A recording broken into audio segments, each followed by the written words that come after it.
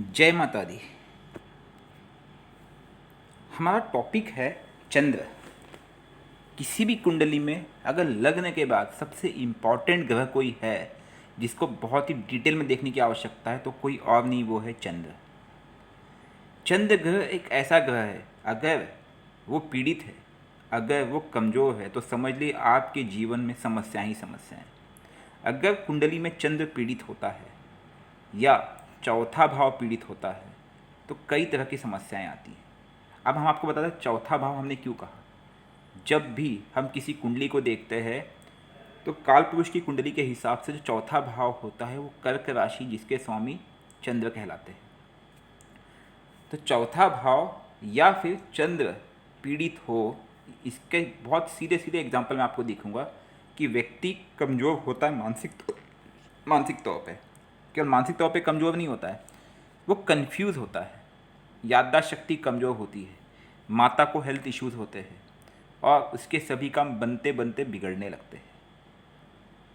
एक प्रकार से देखा जाए तो कमज़ोर चंद्र या पीड़ित चंद्र आपके मन पे वार करता है। बिल्कुल, हमने एक कुंडली उदाहरण के लिए ली है, एक एग्जाम्पल के लिए।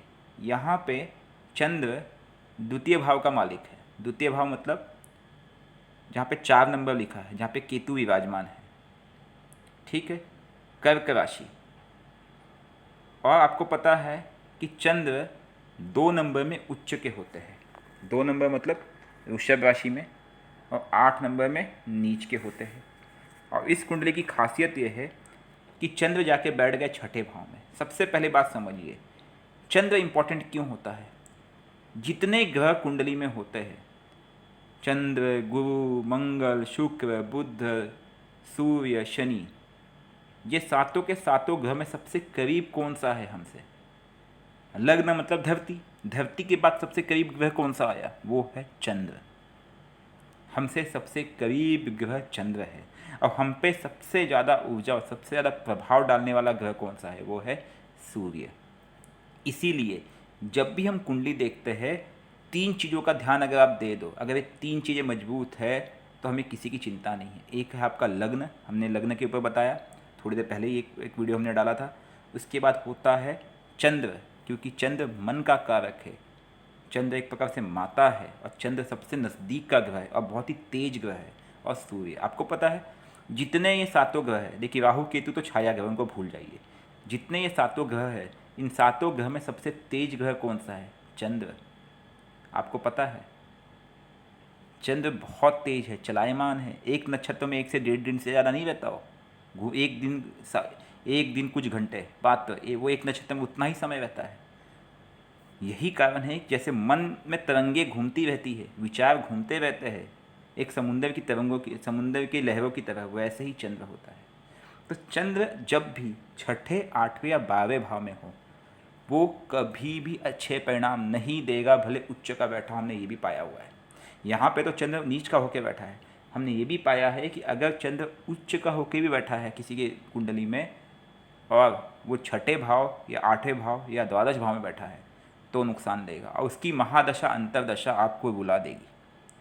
इन जो जातक की कुंडली है, इनकी कुंडली में चंद्र 8 नंबर, या मतलब जहाँ पे 8 नंबर लिखा है, छठे भाव में जाके बैठा हुआ है। छठा भाव किसका होता है, छठा भाव होता है शत्रु रोग ऋण का भाव। और चंद्र यहाँ बैठने से चंद्र की दृष्टि, उनकी इससे महादशा देखिए किसकी चल रही, चंद्र की चल रही है। तो चंद्र की महादशा मतलब चंद्र की दृष्टि कहाँ पड़ेगी, सीधा व्यय और हानि पे पड़ेगी। 7वीं दृष्टि, चंद्र की एक ही दृष्टि आती है। आप राइट साइड में देखिए दृष्टि कॉलम में चंद्र की एक ही दृष्टि होती, 7वीं दृष्टि। तो चंद्र अगर मेरा छठे भाव में बैठा है, दृष्टि कहाँ डालेगा, व्यय हानि, ठीक है। तो वो चंद्र कारक नहीं होगा, वो यहाँ पे न कारक होगा, नुकसान देगा। अब आप बोलोगे चंद्र का उपाय क्या किया जाए। चंद्र का उपाय है चंद्र का मंत्र जाप, सबसे पहला उपाय। यहाँ पे मैं रत्न कभी नहीं सजेस्ट करूँगा कि आप मोती धारण करो, फिर भी ये काफ़ी व्यतीत थे। मैंने कहा आप ट्रायल ले सकते हो 1 हफ्ते के, लेकिन मुझे लगता है मोती यहाँ पे आपको नुकसान करेगा। मैं 99% श्योर हूँ, क्योंकि छठे 8वें भाव में अगर ग्रह बैठा हो या छठे 8वें भाव के मालिक मतलब कारक तत्व हो, तो उनके कभी भी रत्न नहीं धारण करना चाहिए। दूसरी चीज़, चंद्र क्योंकि पीड़ित है, चंद्र क्योंकि पीड़ित है और चंद्र पे इस कुंडली में केतु की पंचम दृष्टि भी पड़ रही है, आप देख रहे होंगे। ऐसे केसेस में कहीं ना कहीं चंद्र एक धन को काटने वाला योग बनाएगा। वैसे धनहीन योग तो गुरु चंद्र की जोड़ी बना रही है, लेकिन धन को काटने का काम करेंगे। धन कटेगा कैसे, जिसे कहते हैं कई जगह में मालधनी, या किसी ने कुछ किया करा दिया जो धन के ऊपर चलता हो, तो आपको हमेशा नुकसान ही पहुंचाएगा। तो ऐसे केस में आप सोमवार का उपवास रखें, साथ ही साथ रुद्राभिषेक करें। दूध से रुद्राभिषेक अगर आप शिवलिंग पे करते हैं ओम सोम सोमाय नमः मंत्र पे, तो ये बहुत ही कारक सिद्ध होगा, बहुत ही कारक सिद्ध होगा, यकीन मानिए ऐसे केसेस में। दूसरी चीज़ है, रुद्राक्ष भी आप धारण कर सकते हैं। रुद्राक्ष का धारण करना भी बहुत ही कारक होता है। और पूर्णिमा के दिन का उपवास, और स्पेशली जब अमावस्या के कटने के बाद जब चंद्र आरंभ होता है, कृष्ण पक्ष और शुक्ल पक्ष के जो बीच का जो समय होता है, उस समय जब चंद्र को आप खुली आँखों से निहारते हैं, जैसे आप रात के समय आप बैठ गए और चंद्र को निहारिए, इससे जो चंद्र का बलाबल है, चंद्र की शक्ति आप में समाहित होगी। ये बहुत ही अच्छा उपाय है अगर आप करते हैं। जैसे आपका छत है या आप गांव में हैं, तो आप चंद्र को निहारिए, वो 10 मिनट 15 मिनट जब भी समय मिले उसको निहारते रहिए। इससे भी आपको चंद्र का बलाबल बढ़ेगा ऐसे केसेस में। तो चंद्र एक बहुत ही महत्वपूर्ण ऊर्जा शक्ति है।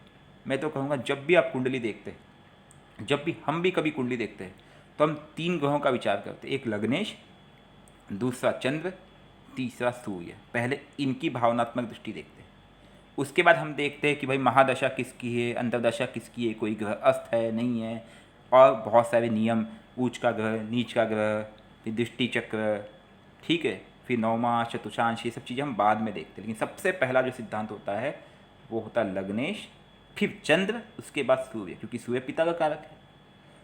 तो आपको समझ में आ गया होगा कि चंद्र की क्या भूमिका है किसी भी कुंडली में, और चंद्र को क्यों इतना करीब से देखा जाना। एक सामने सामने का एग्जाम्पल है। इनकी फाइनेंशियल काफ़ी दिक्कत है इस कुंडली में। हमने आपको समय भी दिया, आप इस समय को भी देख सकते हैं, इस समय से आप कुंडली चेक कर सकते हैं। और इसका मूल कारक जो इस कुंडली में सबसे ज़्यादा विनाश किसी ने किया है, सबसे ज़्यादा तकलीफ किसी ने दी है, वो चंद्र ने की है। और चंद्र की महादशा 2026 तक रहेगी, मार्च तक।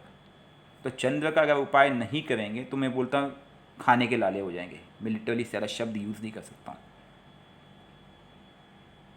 कभी भी अपने चंद्र को मजबूत करिए। आप अपनी कुंडली में देखिए, अगर आपका चंद्र कमज़ोर है तो मैंने जो आपको उपाय बताए वो अवश्य कीजिए। और चंद्र का रत्न तभी धारण करें अगर आपका चंद्र, जैसे मैंने आपको एक वीडियो और डाला हुआ है, 6ठे 8वें 12वें भाव में नहीं है, चंद्र आपका पीड़ित नहीं है, चंद्र आपका नीच में नहीं, और चंद्र किसी के साथ कोई दोष नहीं बना रहा, जैसे ग्रहण दोष, विष दोष, इस तरह के। जैसे चंद्र शनि के साथ विष दोष बनाता है, चंद्र राहु या केतु के साथ ग्रहण दोष में आ जाता है। तो इन चीज़ों का भी आपको ध्यान देना है, ठीक है। आपकी कोई अन्य प्रश्न होंगे चंद्र से रिलेटेड या मन के कारक चंद्र से रिलेटेड, आप जरूर पूछिएगा। जय माता दी।